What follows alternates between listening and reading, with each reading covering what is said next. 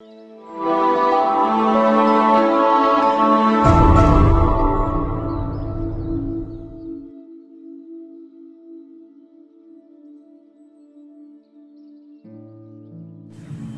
مومنین، آج ہم پاکمہ کیتھولک کلیسیا کے ساتھ مل کر لتوریہ سال کے دوران میں 33واں عام اتوار مناتے ہیں۔ آج کی قراءتیں نہ صرف ہمیں لتوریہ سال کے اختتام کی یاد لاتی ہیں بلکہ ہماری توجہ تمام چیزوں کے اختتام کی طرف مبذول کرواتی ہیں۔ خاص طور پر آج کی قراءتوں میں اس بات پر زور دیا گیا ہے کہ خدا نے ہم میں سے کسی کو بھی بیکار پیدا نہیں کیا۔ ہم سب خداگار صلاحیتوں سے مالا مال ہیں۔ ان صلاحیتوں کو خدا کی عظمت، اپنی اور دوسروں کی بھلائی کے لیے دریافت کر کے ان سے سرمایہ کاری کرنا نہایت ضروری امر ہے۔ یہ اس لیے ضروری ہے کہ خدا کی طرف سے ہمیں دیے گئے ہر تحفے کا ہمیں حساب ہونا چاہیے۔ پہلی تلاوت اس فاضلہ عورت کی تعریف کرتی ہے جو اپنی صلاحیتوں کو نیکی کے کام سارے انجام دینے کے لیے بروئے کار لاتی ہے۔ زبور نویس ہمیں بتاتا ہے کہ جو لوگ خداوند کی پیروی کرتے ہیں وہ برکت پاتے ہیں۔ دوسری تلاوت ہمیں یاد دلاتی ہے کہ ہم تاریکی کے نہیں بلکہ نور کے فرزند ہیں۔ انجیل مقدس میں یسوع مسیح کنتاروں کی تمثیل بیان کرتا ہے اور ان دو اشخاص کی تعریف کرتا ہے جنہوں نے محنت کر کے اور زیادہ کنتار کمائے اور اپنے وسائل کو دانشمندی سے استعمال کیا۔ مسیح خداوند میں میرے عزیز بھائی اور بہنوں، امثال کی کتاب زندگی کے بارے میں عملی تعلیمات کی خصوصیت ہے۔ امثال کی کتاب کا مصنف بیوی کہلانے کے لائق عورت کی خوبیوں کی نشاندہی کرتا ہے۔ فاضلہ عورت وہ ہے جو اپنے تمام گھریلو فرائض رضامندی سے سارے انجام دیتی ہے۔ وہ غریبوں اور ضرورت مندوں کے لیے اپنی محبت اور سخاوت کو وسعت دیتی ہے۔ دوسرے لفظوں میں وہ گھر اور باہر دونوں طرح سے نیک عورت ہے۔ ایسی عورت مہنگے ترین زیورات سے زیادہ خوبصورت اور مہنگی ہوتی ہے کیونکہ اس کی خوبصورتی اور قدر و قیمت باہر سے نہیں بلکہ دل سے آتی ہے۔ ایک ایسی ثقافتی ماحول میں رہتے ہوئے جس میں مردوں کے بارے میں بہت کچھ کہا جاتا تھا اور عورتوں کے بارے میں کہنے کے لیے بہت کچھ نہ تھا بلکہ کچھ بھی نہ تھا، امثال کی کتاب کے مصنف نے عورت کی اندرونی خوبصورتی پر روشنی ڈالی ہے جبکہ ایک نسوانی شخصیت میں رہ سکتی ہے۔ اس کے برعکس مصنف نے مصنوعیت پر تنقید کی ہے جو بعض اوقات بہت سے لوگوں کے طرز زندگی اور خواہشات کی نشاندہی کر سکتی ہے۔ وہ لوگ جو بیرونی خوبصورتی اور دلکش شکل کی تلاش میں وقت گزارتے ہیں لیکن خوبیوں کا مظاہرہ نہیں کرتے، وہ محض دھوکے باز، خالی اور بیکار ہوتے ہیں۔ وہ ایک عورت کی فطری خوبصورتی کی نمائندگی نہیں کرتے۔ اچھا نظر آنا ایک حیرت انگیز چیز ہے لیکن اچھا ہونا زیادہ حیرت انگیز ہے۔ پیارے بھائیوں بہنوں، آج کی دوسری تلاوت ہم نے سالونیکیوں کے نام خط میں سے سنی ہے۔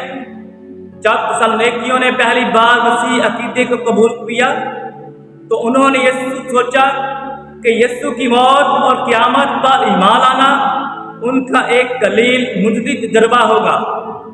مقدس پولس رسول سمیت سبھی کو یقین تھا کہ یسوع کی دوسری آمد بہت قریب ہے۔ جیسے جیسے وقت گزرتا گیا سالونیکیوں کی کلیسیا یسوع کی جلد آمد ثانی کی صحیح تاریخ کے بارے میں افواہوں سے بھر گئی۔ لوگ اپنے ایمان کے مطابق زندگیاں بسر کرنے کی بجائے مسیح کی دوسری آمد کے وقتوں اور زمانوں کے بارے میں زیادہ فکر مند رہنے لگے۔ مقدس پولس رسول اپنے قائلین کو یقین دلاتا ہے کہ خداوند کے دن کے بارے میں فکر مند ہونا اہم کارہ ہے۔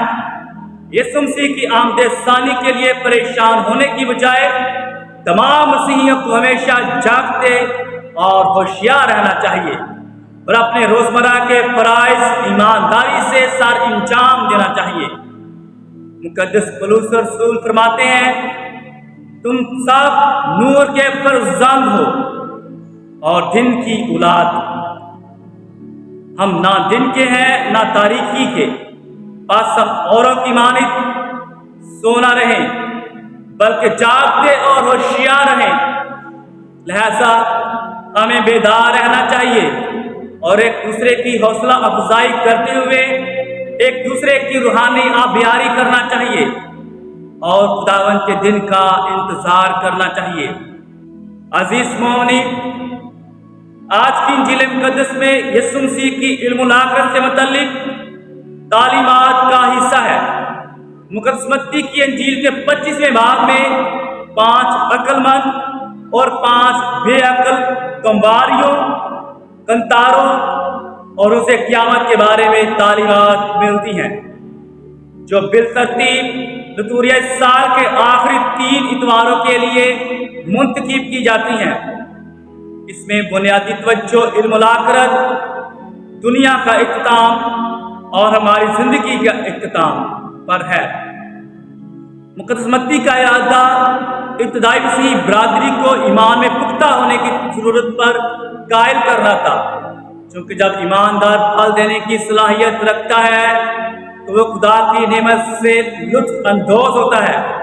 زیادہ سخت الفاظ میں کنتار خود زندگی ہے۔ ہر زندگی صرف اپنے لیے ہی نہیں بلکہ دوسروں کے لیے معنی خیز ہوتی ہے۔ اس طرح کوئی بھی زندگی جو دوسری زندگیوں کو مثبت طور پر متاثر کرنے کے قابل نہیں ہے وہ زندگی نہیں ہے، اور چونکہ انسانی زندگی پر خدا کی موجودگیت کی ایک چھاپ ہے، لہذا اس زندگی کو واحد اور ایک ہی خدا کی عظمت اور روحوں کی نجات کے لیے پھل پیدا کرنے کے لیے استعمال کیا جانا چاہیے۔ کنتاروں کی تمثیل افراد کو ان کی صلاحیتوں کے مطابق دیے جانے والے تحائف کے گنوں کو ظاہر کرتی ہے۔ تاہم کوئی بھی تحفہ دوسرے سے بڑا نہیں ہے۔ ہر تحفہ اس میں معنی خیز اور عظیم ہے جس کے لیے وہ ہے۔ مالک نے ایک نوکر کو 5، دوسرے کو 2 اور تیسرے کو 1 کنتار دیا۔ یسوع کے زمانے میں 1 کنتار ایک مزدور کی 16 سال کی تنخواہ کے برابر تھا۔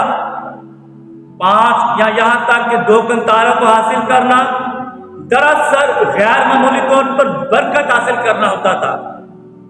یہاں تک کہ 1 کنتار بھی ایک بڑے تحفہ سے کم نہیں تھا۔ 1 کنتار کی قیمت 5 سے 6,000 دیناری کے درمیان ہوتی تھی۔ مطلب جسے 1 کنتار ملا تھا اس کے پاس زندگی بھر کا ایک بڑا تحفہ تھا۔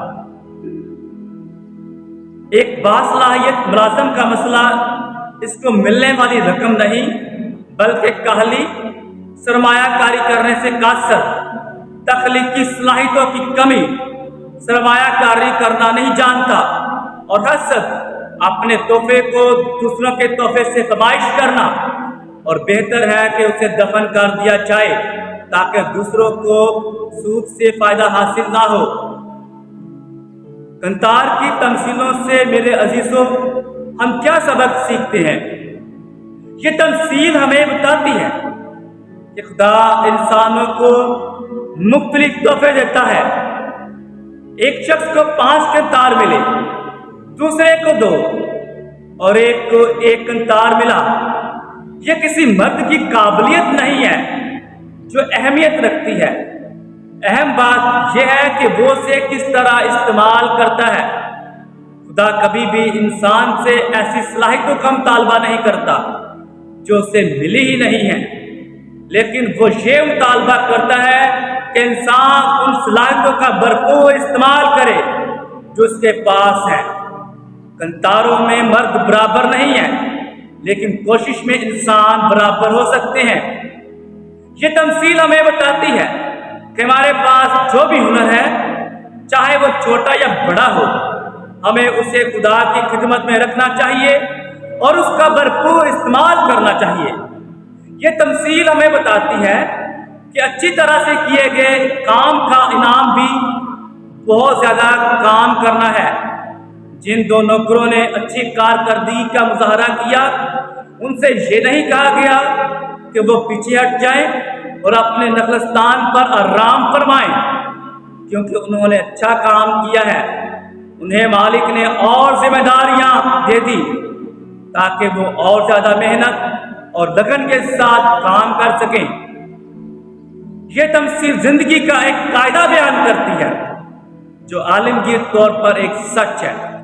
یہ تمثیل ہمیں بتاتی ہے کہ جس کسی کے پاس ہے اسے دیا جائے گا اور اس کے پاس افراط ہوگی، مگر جس کے پاس نہیں ہے اس سے وہ بھی لے لیا جائے گا جو اس کے پاس ہے۔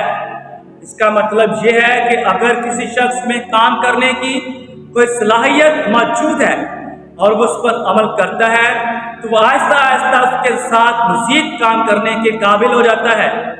لیکن اگر اس کے پاس کام کرنے کی صلاحیت ہے اور وہ اسے استعمال کرنے میں ناکام رہتا ہے تو وہ لازمی طور پر اسے کھو دے گا۔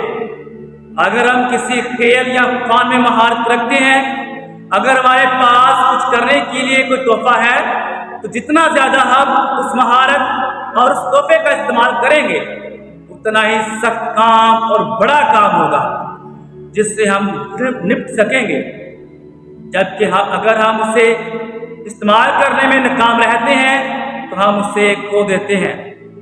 میرے عزیزو، ہمیں خدا پر اتنا بھروسہ کرنے کی ضرورت ہے کہ ہمیں جو تحفے اور صلاحیتیں دی گئی ہیں ان کا استعمال کر سکیں۔ ہم میں سے کچھ لوگ واضح طور پر قیمتی صلاحیتوں سے مالا مال ہیں، لیکن کوئی بھی ایسا نہیں ہے جو یہ کہہ سکے کہ اسے کچھ بھی نہیں دیا گیا۔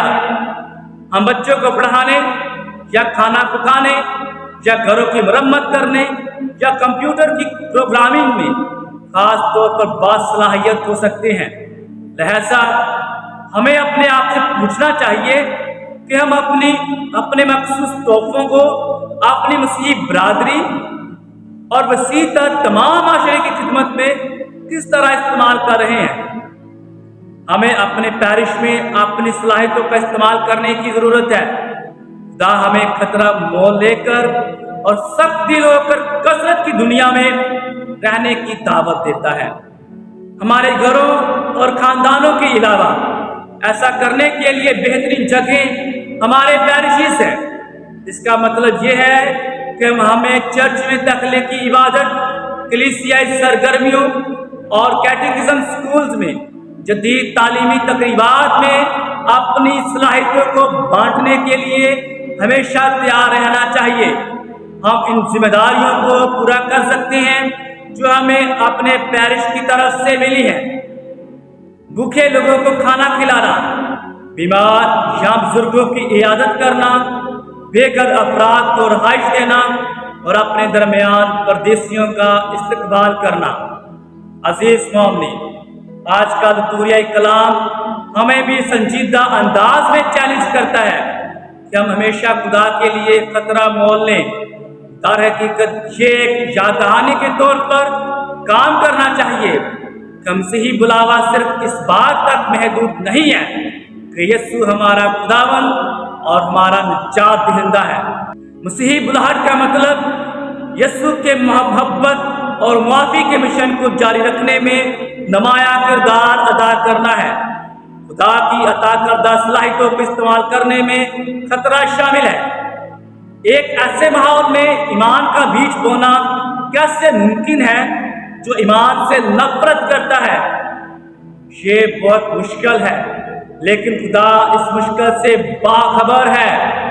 وہ سب سے پہلے اپنے اکلوتے بیٹے کو گناہ اور فساد کی دنیا میں بیچنے کا سب سے بڑا خطرہ مول لیتا ہے۔ اس طرح وہ ہمیں اس میں شامل خطرات کو قبول کرنے اور اس کی عظمت اور روح کی نجات کے لیے کام کرنے کی ترغیب دیتا ہے۔ اکثر ہم میں سے بہت سے لوگ جہنم میں ہمیشہ کے لیے سزا پانے کے خوف کی علامات ظاہر کرتے ہیں۔ آج کی تینوں طلاقتوں کا مرکزی موضوع ہمیں اس طرح زندگی گزارنے کی دعوت دیتا ہے کہ ہم خدا تعالیٰ کی عطا کردہ صلاحیتوں کا استعمال کر سکیں، تاکہ روز قیامت کو ہمارا مالک خدا ہمیں یہ کہہ سکے، اے نیک اور دیانتدار غلام، شاباش، تو تھوڑے میں دیانتدار نکلا، میں تجھے کثرت کا وارث بناؤں گا، اپنے مالک کی خوشی میں شامل ہو۔ خدا باپ ہمیں آج کے کلام کے مطابق اپنی زندگیاں بسر کرنے کا فضل عطا کرے، آمین۔